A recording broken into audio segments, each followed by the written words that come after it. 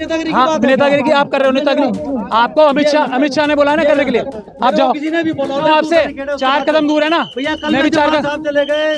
हाँ, सब चले गए। मैं अम्बेडकरवादी हूँ। चलो भाई, चलो लिमिट में उंगली दिखा रहा हूँ, लिमिट में, सीनियर एडवोकेट में अपनी लिमिट में रहो। आप पुलिस अपनी लिमिट में रहो। अभी ये आरएसएस और बीजेपी, ये मनुवादी मानसिकता के लोग सिर्फ मुसलमानों की जगह कब्जा नहीं करना चाहते। अभी आप लोग नहीं देख रहे क्या बुद्ध विहार महाविहार में क्या हो रहा है? नहीं देख रहे आप लोग? मैं मुस्लिम समाज को बहुत दिनों से ये समझा रहा था, जो बुद्धिस्ट कम्युनिटी के साथ हो रहा है वहाँ वो मुसलमानों के साथ भी होगा, और वही वक्फ एक्ट में आ गया। अब बुनियादी बात यह है कि अब हम लोगों को अपने डिफरेंसेस भुला के इस मसले पे साथ होना है। पहले तो मुसलमानों को आपस में साथ होना है, चाहे वो कोई भी हो। मैं किसी की बुराई करता हूँ, कोई मेरी बुराई करता है, लेकिन अगर वो ईमानदारी से कुर्बानी देने के लिए सड़कों पे आना चाहते हैं तो मैंने पहले भी कहा था, अब भी कह रहा हूँ, यही हमारी इख्तिलाफ है कि सड़कों पे आए बगैर, वरना मेरे से किसी का इख्तिलाफ नहीं है, कोई भी हो चाहे वो। अगर सड़कों पे आएंगे संविधान बचाने के लिए, देश के सभी मजलूमों को बचाने के लिए, तो हर व्यक्ति का फर्ज है वो फर्ज निभाने में आ जाया हूँ। यहाँ पे आगे में भी बता रहा हूँ, SC ST, मुस्लिम, सिख, क्रिश्चियन, बौद्ध, इन सब लोगों को इकट्ठा होके हमें एक कानून बनवाना पड़ेगा। मैंने पब्लिक डोमेन में 16 पॉइंट बना के डाल रखे हैं कि कैसा वक्फ एक्ट होना चाहिए। वक्फ एक्ट ही नहीं, उसकी तरह का शेड्यूल कास्ट कम्युनिटी की रिलीजियस प्रॉपर्टीज बचाने के लिए, शेड्यूल ट्राइब की रिलीजियस प्रॉपर्टी बचाने के लिए, बुद्धिस्ट, सिखों की, क्रिश्चियंस की, इन सब की भी मजहबी धार्मिक प्रॉपर्टीज बचाने के लिए एक जैसा कानून होना चाहिए। वो हमने पब्लिक डोमेन में डाल रखा है। जब तक वो नहीं मिलेगा ये आंदोलन चलेगा, इससे बड़ा होगा। ये सरकार जो आज संविधान की धज्जियां उड़ा के मशीनों के जरिए वाली सरकार है, ये कोई PM मोदी जो है वो वोटों के PM नहीं है, इसीलिए इतनी सारी बदतमीजियां कर पा रहे हैं। ये मशीनों के PM हैं। तो मशीनों, आप सुन लीजिए, मशीनों के PM है ये, जनता के PM जब भी आएगा कानून वही पास होगा जिसमें उम्र कैद की सजा होगी कोई भी प्रॉपर्टी चुराने वाले के लिए। कानून वही आएगा जिसमें हर प्रोसीडिंग वक्फ बोर्ड की हो या दूसरे बोर्ड्स की हो, वीडियोग्राफी होगी। कानून वही आएगा जो जिस धर्म के लोग हैं वो अपने धर्म की सारी चीजें अपने हिसाब से करेंगे। सरकार का काम उसमें मदद करना है, रोड़े अटकाना नहीं है। जो रोड़े अटकाते हैं वो क्रिमिनल्स हैं, आतंकवादी हैं, वो अपराधी हैं। सरकार संशोधन तो आप भी चाहते थे ना? बिल्कुल चाहते हैं, संशोधन हो, बिल्कुल चाहते हैं, लेकिन वो संशोधन बचाने के लिए होना चाहिए। ये लूटने का संशोधन है। ये मोदी जी, अडानी जी को सारी वक्फ प्रॉपर्टीज लूट के देना चाहते हैं। मैं सीधे सीधे बताना चाहता हूँ, और कोई वजह नहीं है।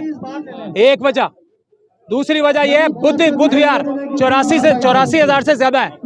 84,000 से ज्यादा बुद्ध विहार है देश में। सरकार तो करे दोनों सदनों में बहुमत, बिल तो पास होके रहेगी। ये मैं आपको क्या बता रहा हूँ, ये सरकार मशीनों की सरकार है, जनता की सरकार नहीं है। 5 मिनट आप, मैं क्या बोल रहा हूँ आपको, 5 मिनट रुक जाओ। 5 मिनट कोई नेतागिरी हाँ, नेतागिरी की आप कर रहे हो। नेतागिरी आपको अमित शाह ने बोला ना करने के लिए, आप जाओ। किसी ने भी बोला, आप गलत बात, गलत। You behave yourself. I am talking to the press. Wait for 5 minutes. Just wait for 5 minutes. No, please. हाँ, ये देख लो आप, ये जो कह रहे हैं यही हरकत है जो you are making an issue. साहब को निवेदन कर रहा हूँ, मैं भी तो कह रहा हूँ आपसे, 4 कदम दूर है ना, मैं भी 4 कदम। चले गए। हाँ, सब चले गए। मैं अम्बेडकरवादी हूँ, मैं अम्बेडकरवादी हूँ, मैं अम्बेडकरवादी हूँ। आप 4 मिनट, ये देखो, यही है, ये सच्चाई है। अब आपको सच्चाई समझ में आ गई? यही सच्चाई है। सिर्फ महमूद प्राचा को रोकने की कार्रवाई है इनकी। आप आराम से करिए। 1 मिनट, फिर बदतमीजी करते रहिए। बदतमीजी नहीं, बदतमीजी नहीं। आप बाहर चलिए भाई। आप माइक हटाओ, माइक हटाओ यहाँ से। यही आपको करना है ना? यही अमित शाह जी ने बोला है, यही अमित शाह जी ने बोला है, यही बोला है ना? यही अमित शाह जी ने बोला है, यही बोला है ना? ये उनको डरा सकते हो तो मुझे नहीं। अपनी लिमिट में रहो, कानून की लिमिट में रहो, अपनी लिमिट में रहो, लिमिट में चलो भाई, चलो लिमिट में उंगली दिखा रहा हूँ, लिमिट में, सीनियर एडवोकेट में अपनी लिमिट में रहो। आप पुलिस अपनी लिमिट में रहो। आपकी लिमिट ही है। मेरी लिमिट पता है मुझे, तुम अपनी लिमिट में रहो। कानून पता है, कानून पता है? चलो चलो चलो ये किसी और को मत समझना, चलो यार चलो। किसी और को नहीं समझना है तुम। चलो महबूब भाई, मैं बता रहा हूँ किसी और को मत समझना। चलो भाई चलो। ये कोई और नहीं है। चलो चलो चलो चलो अपना काम करो, जाके काम ड्यूटी करो कानून के हिसाब से। ये बदतमीजी मत करो। चलो भाई चलो चलो आप लोग चलो। मुझे बताएंगे। सर आपको वहाँ से हटाया गया है, कह रहे हैं देखिए डर सिर्फ अम्बेडकरवादियों का है, किसी को डर नहीं है। अब सिर्फ मैं क्या बात करता हूँ कि बुद्धिस्ट समाज को, क्रिश्चियन समाज को और हर एक समाज को मिलकर लड़ाई लड़नी है, क्योंकि ये हर एक समाज के ऊपर हमला है। इसी बात से आरएसएस और बीजेपी को तकलीफ है। दिल्ली में और किस चल रही है क्या? दिल्ली में नहीं, पूरे देश में मोदी सरकार जो है ये मशीनों की सरकार है। ये वो जनता के वोटों की सरकार है ही नहीं। बुनियादी बात यह है, जब तक आप लोग ये नहीं समझोगे, जनता की बात क्यों नहीं सुनना चाहते? क्योंकि ये जनता के वोटों से नहीं जीतते, ये बेईमानी के वोटों से, मशीनों द्वारा चुराए गए वोटों से जीतते। इसलिए किससे नहीं डरते? ना ये शेड्यूल कास्ट कम्युनिटी से डरते, ना शेड्यूल ट्राइब से डरते, ना ओबीसी से डरते, ना ये मुस्लिम सिख क्रिश्चियन बौद्ध से डरते। किसी से नहीं डरते ये, ना गरीब से, ना किसान से, किसी से क्यों नहीं डरते? क्योंकि ये मशीनों की सरकार है। आप इनको वोट देके हटा नहीं सकते। लेकिन मैं आज इसलिए आया हूं कि ये एक अच्छी शुरुआत है और इसमें सबको एक साथ रहना है। अमित शाह जी को देखा, सब कर रहे, कुछ नहीं है। अमित शाह जी को तकलीफ किससे है? मुझसे। क्यों? क्योंकि मैं इनका तोड़ जानता हूं। मैं जानता हूं कि ये मशीनों की सरकार है। मैं अच्छे से जानता हूं कि मैंने 16 पॉइंट का वक्फ एक्ट दिया है। वक्फ एक्ट वही लागू होगा। ये अम्बेडकरवादी का कॉल है, ये एक सच्चे मुसलमान का कॉल है। और यही 16 पॉइंट जिसमें उम्र कैद की सजा है वक्फ की प्रॉपर्टी चुराने के लिए, जिसमें सारी प्रोसीडिंग, एक मिनट सुन लो, वीडियोग्राफी होगी वक्फ की सारी, जिसमें जितने किसी ने वक्फ की प्रॉपर्टी चुरा रखी है, कोई भी हो, चाहे मैं खुद क्यों ना हूं, वो सब जेल जाएंगे, उम्र कैद होगी। यही है, इसी चीज को इम्प्लीमेंट होगा। आज नहीं तो कल होगा ही। हम इससे डरने वाले नहीं है। हम जल्दी प्रेस कॉन्फ्रेंस करके ये जो कार्रवाई हो रही है उसमें अपनी कार्रवाई भी बताएंगे। आप वक्फ एक्ट पे बात कर रहे थे लेकिन आपको बात नहीं करने दिया गया। आपको कह रहे हैं देखिए मैं वक्फ एक्ट पे सिर्फ बात करूं, अभी मुझे बुलाएंगे, वेलकम करेंगे और मेरे सर पे फूलमाला भी बनाएंगे। ये अमित शाह जी का काम है। मगर मैं क्या कह रहा हूं, बुद्ध विहार में भी वही हो रहा है, वही क्रिश्चियंस के चर्च पे हो रहा है, वही सिखों के गुरुद्वारे पे हो रहा है, वही शेड्यूल ट्राइब्स की सारी जल जंगल जमीन के लिए हो रहा है, वही शेड्यूल कास्ट के लिए उनकी सारी जमीनें। आज भी तुगलकाबाद की एक केस लगी हुई है हाईकोर्ट में, वो भी मैं करके आ रहा हूं। अभी जो तुगलकाबाद में बाबा साहब डॉक्टर भीमराव अम्बेडकर की मूर्ति हटाई गई है, सब एक साथ है। देश की 90% जनता और ओबीसी के लोग तो अब साथ आ रहे हैं ना, जाट समाज कह रहे हैं हम बुद्धिस्ट है, आप देख रहे हैं ना। अब जब ये 90% जनता एक साथ है तो 90% को जो एक करने की बात करेगा वही अमित शाह साहब का सबसे बड़ा दुश्मन है। जो अम्बेडकरवाद की बात करेगा, जो अम्बेडकर समाज की बात करेगा, जो अम्बेडकर साहब का नाम लेगा, वही अमित शाह साहब का सबसे बड़ा दुश्मन है। ये आपको आज बिल्कुल साफ हो गई बात, के नहीं हो गई। 4 कदम बर्दाश्त नहीं हुए, 4 मिनट मेरे बर्दाश्त नहीं हुए। सरकार मस्जिद है, कह रही है कानून लाया जाए ही, क्या करेंगे? पहली बात यह है कि पुलिस को यह पता ही नहीं है कि आंदोलन का समय होता क्या है। इसकी भी पिटीशन दिल्ली हाईकोर्ट में डली हुई है। दिल्ली पुलिस कोई जवाब नहीं दे पा रही है। यहाँ रोकने की ताकत पुलिस में नहीं है। हम भी तो करते हैं प्रोटेस्ट, हम कोई परमिशन नहीं लेते क्योंकि हमें कानून पता है। पुलिस के पास परमिशन देने की ताकत ही नहीं है। ये पब्लिक स्पेस और पुलिस को आंदोलन नहीं, हमारा ही है, ये हमारा ही है। लेकिन परमिशन लेके है ना, मुद्दे पे बात करें। अभी ये भटकने की बात नहीं है, ये इत्तेहाद के लिए मैं आया हूँ। सरकार कह रही है बिल आके रहेगा, तो उसके बाद क्या रास्ता होगा? जब बिल आके रहेगा तो बिल जाके भी रहेगा, ये मेरा कॉल है। कदम बात, बिल जाके रहेगा, ये मेरा कॉल है। कैसे होगा, तरीका क्या होगा फिर उसका? फिर आप वही बात कर रहे हैं, जब जो पब्लिक के वोटों से, जनता के वोटों से जीत के प्रधानमंत्री आएगा, और वो आएगा, ये तो पॉलिटिकल पार्टीज थोड़ा हमारा साथ दे दें और तो वो जल्दी आएगा। मोदी जी हटेंगे। अभी ये कोई नकली बिल पास कर रहे हैं, एक बिल पास कर रहे हैं, अमेरिका को पूरा देश बेचने का बिल पास कर रहे हैं, ये किसानों की जमीन लेने का बिल पास कर रहे हैं। इनका कोई बिल चलने वाला नहीं है। हौसला रखे सबका इंसाफ होगा। ये जो मशीनों द्वारा चुनी गई सरकार है, इसको हटाना है और पब्लिक के वोटों द्वारा जो सरकार आएगी वो सबका हक उसके हिसाब से इंसाफ और संविधान के हिसाब से करेगी। इतनी सी बात है, डरने की कोई जरूरत नहीं। आपको सरकार की क्या मंशा दिख रही है? अडानी जी को सारी वक्फ की जमीन है, जैसे रेलवे की दे दी, जैसे डिफेंस की इतनी सारी जगह दे दी, जैसे एयरपोर्ट दे दिए, जैसे पोर्ट्स दे दिए।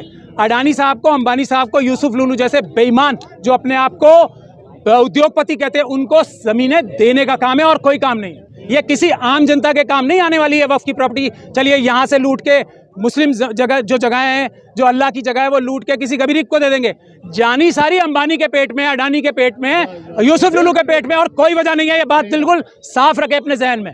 और अच्छा साहब, एक सवाल की कहा जा रहा है कि शाहीन बाग फिर से बनेगा, लेकिन सरकार में बैठे लोग कह रहे हैं जलियांवाला बाग भी याद रखना चाहिए फिर। अरे मैं भी तो बता रहा हूँ, जलियांवाला बाग वाले जीते थे, ये सरकार को बताना चाहते हैं। अभी तो दो जो अप्रैल थी 2018 भूल गए? हम नहीं भूले, हमें याद है। हमें भीमा कोरेगांव याद है। और बताओ क्या याद कर रहा है तुम्हें? शाहीन बाग भी है, किसान आंदोलन भी है, सब आंदोलन याद है हमें। और सब सरकार है ही नहीं ना। हम तो सरकार चाहते हैं, सरकार आ जाए जो पब्लिक के वोटों से आए। जैसे ही हम ये मशीनों की लड़ाई जीतेंगे, पेपर बैलेट वापस आएगा, ये सरकार को जेल में मिलेंगे। ये सारे मंत्री आपको जो आज चोरी कर रहे हैं ना, अडानी जी और अंबानी जी के कहने पे, यूसुफ लुलू के कहने पे, ये सब जेलों में मिलेंगे।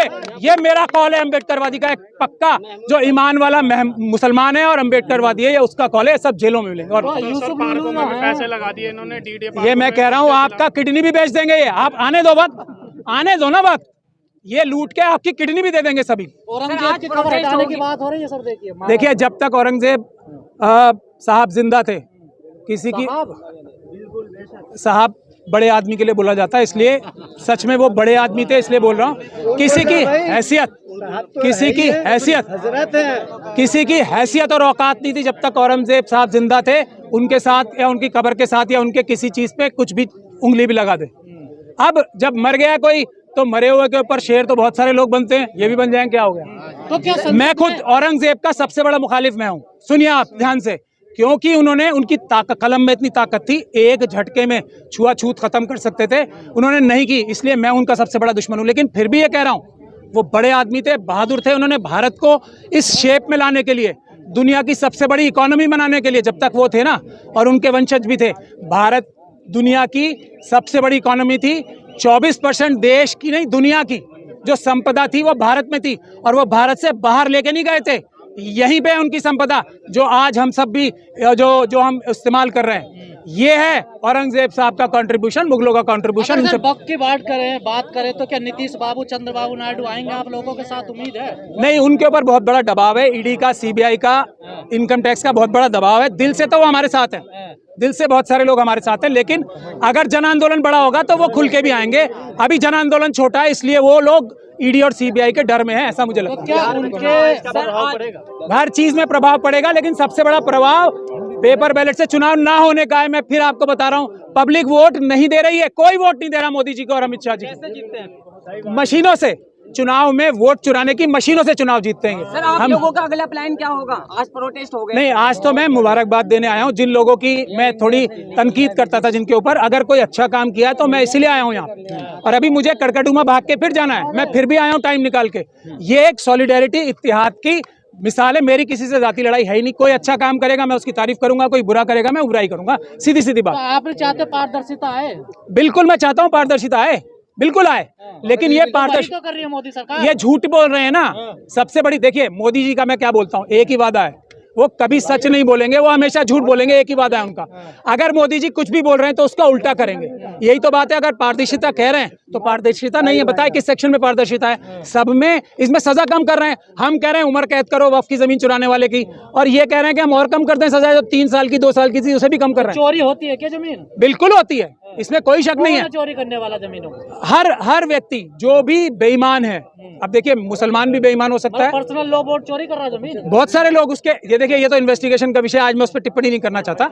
इन्वेस्टिगेशन होगी, जो करेगा वो पाएगा, क्योंकि ये इस दुनिया में ही फैसला नहीं होना इसका, इसके बाद भी एक दुनिया है, वहां भी फैसला होना है। तो यही तो कह रही है सरकार, जो चोर है वो पकड़े जाएंगे। उसकी सजा कम करें या बढ़ाएं? सरकार करे उम्र कैद, मैं उसका सपोर्ट करता हूँ। सरकार को पता, सब पता है उन्हें कि जो डीसी होता है उसके हाथ में नहीं देना चाहिए, लेकिन ज्यादातर लोगों को वक्फ का जो अभी का कानून है ना, क्योंकि इसमें हमने बनाने में भी बहुत बड़ी रोल अदा किया था, जो आज का कानून है, अब ज्यादातर लोगों को पता ही नहीं है। जो आज का कानून है ना, प्रॉपर्टी थी जिनका जिक्र आप भी करते, सरकार कह रही है वो सरकार की प्रॉपर्टी है। मैं 123 का कभी जिक्र नहीं करता। 123 तो 123 है, 1023 से ज्यादा प्रॉपर्टीज है दिल्ली में 1023 से ज्यादा प्रॉपर्टीज होंगी कम से कम। 123 तो वो हैं जो नजर आ रही हैं, जिसके ऊपर झूठा हमला किया जा रहा है। इसके अलावा हजारों प्रॉपर्टीज और हैं, अभी असलियत तो सामने आई नहीं है ना। अभी तो एक झूठ थोप के हम के ऊपर, हमारे ऊपर, और उसको ही उसी में दबा दिया जाता है। 123 प्रॉपर्टी नहीं है, हजारों प्रॉपर्टीज ऐसी हैं जो अभी वक्फ की हैं। दिल्ली में 1/3 दिल्ली वक्फ की है। और वक्फ क्या होता है? जो मुसलमानों ने अपना पेट काट के अल्लाह की राह में दिया। तो किसी की प्रॉपर्टी नहीं है वो, सरकार का कोई लेना देना ही नहीं है। सरकार तो एक चौकीदार नहीं, एक नौकर है। वक्फ बोर्ड नौकर होता है, मुतवल्ली होता है। आंदोलन को कैसे देख रहे हैं आज? इसका कोई असर आज शुरुआत है, देखो अब फर्क पड़ेगा। देखो आप, बिल्कुल पड़ेगा। शुरुआत है ये, और इससे पड़ेगा कि ये शुरुआत है। इसके बाद क्या होना है, जो दूसरी कम्युनिटीज मिल के करने वाली हैं, वो भी सरकार को पता नहीं है। हम जल्दी ऐलान करने वाले हैं। मतलब दूसरे धर्मों का साथ मिल रहा है, सब हर मजलूम का साथ मिलेगा। हर मजलूम जो होगा ना, जिसकी जगहें चुराई जा रही हैं, अब जैसे झुग्गी झोपड़ी वालों की जगहें छीन ली, धारावी में क्या हो रहा है? वहाँ वक्फ है नहीं है ना। अडानी को जगह चाहिए, मोदी जी को उसको जगह देनी है। धारावी नहीं, हर जगह देख लो आप। अब वक्फ के पास, क्योंकि देश की सबसे ज्यादा प्रॉपर्टीज हैं, ये भी लोगों को नहीं पता, सबसे ज्यादा प्रॉपर्टीज वक्फ के पास। 2500 रुपए के ऊपर कुछ बोलना चाहोगे? फिर वही, हाँ बिल्कुल बोलना चाहूंगा। मोदी जी ने बोला था ना, कभी नहीं होगा, सिलेंडर भी बोला था, कभी नहीं होगा, हो ही नहीं सकता, हो ही नहीं सकता। सर, सरकार कह रही है कि एक ही मतलब कुछ लोग कह रहे हैं कि एक ही खानदान को व्हाट्सएप से एक ही लोग अरे अरे अरे आम मुसलमान को फायदा एक ही गरीब मुसलमान को कुछ नहीं मिल रहा। बिल्कुल, काफी हद तक ये बात सही है। तो फिर आप विरोध क्यों कर रहे हैं? मैं विरोध इसलिए कर रहा हूँ कि सारा अडानी को दे देंगे। अभी तो 500-700 यूसुफ लुलू को भी तो दे रहे हैं, वो भी तो मुसलमान है। हाँ, वो अब अडानी करे जा रहे हैं आप। मैं यूसुफ लुलू को भी ले रहा हूँ ना नाम में, वो भी जेल जाएगा, अडानी भी जेल जाएगा, और अंबानी भी जेल जाएगा, और मोदी जी भी जेल जाएंगे। अब बताओ, जेल जाएंगे सब ये? अगर चुराएंगे तो जेल जाएंगे, नहीं चुराएंगे तो नहीं जाएंगे, सीधी बात है। लेकिन उम्र कैद होगी कम से कम, ये इससे ज्यादा। मतलब बड़े आंदोलन की हट आ गई है अब, एकदम बड़ा आंदोलन। NRC की तरह होगा। हाँ, उससे भी बड़ा होगा। उससे मैं कह रहा हूँ ना, मैं तो सबका लीगल एडवाइजर था। मैं कोई छुप थोड़ी रहा हूँ कि मैंने CA/NRC में रोल नहीं प्ले किया। सबसे बड़ा रोल मिला था, और अब भी रहेगा आगे। मैं खुल के कह रहा हूँ, मेरा ही सबसे बड़ा रोल था। आओ करो एक्शन मेरे खिलाफ, अल्लाह ने चाहा तो उससे बड़ा हो। आओ करो एक्शन। आप जानबूझ के पंगा लेना चाहते हैं, पंगा लेने का समय भी है। मैं पंगा लेने नहीं, हम मुकाबला कर रहे हैं। हमारा काम कभी भी SC ST OBC माइनॉरिटीज का काम हमला करना होता है, नहीं डिफेंस करना होता है। डिफेंस में हम माहिर हैं, हमारे ऊपर कोई उंगली भी नहीं लगा सकता, क्योंकि हम माहिर हैं डिफेंस करने। मोदी जी विदेश जाते हैं तो वो तो गले मिलते हैं मुसलमानों से, यहाँ आते हैं अच्छा देखो, मेरा मुसलमानों से मतलब नहीं है, मजलूमों के साथ हूँ मैं।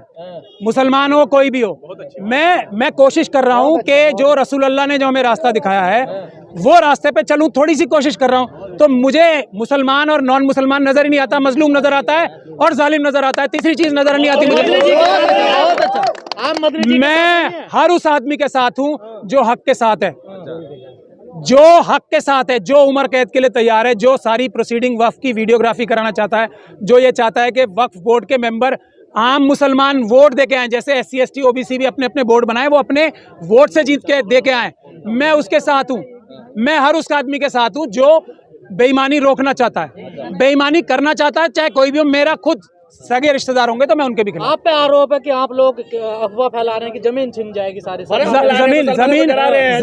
जमीन तो हर वक्फ बोर्ड की वेबसाइट पे जाके देख लीजिए। आज मैं बताना नहीं चाहता, 80% 75% लुट चुकी है, छिन चुकी है। अभी तो वापस लेने का टाइम आया। मैं सरकार का एक ही चीज के लिए शुक्रिया अदा कर रहा हूँ, RSS और BJP का। उन्होंने सोए हुए शेरों को जगा दिया, और जितने शोर और जितने शेर थे जो अलग अलग जंगलों में थे, जैसे SC ST OBC और सिख क्रिश्चियन बौद्ध, उन सबको एक साथ जगा दिया। सब एक साथ होके जो पैरासाइट्स हैं उनको खत्म करेंगे, ये मुझे पता है। खबरों में बने रहने के लिए फोरम 4 को सब्सक्राइब करें और नोटिफिकेशन पाने के लिए बेल आइकन दबाएं।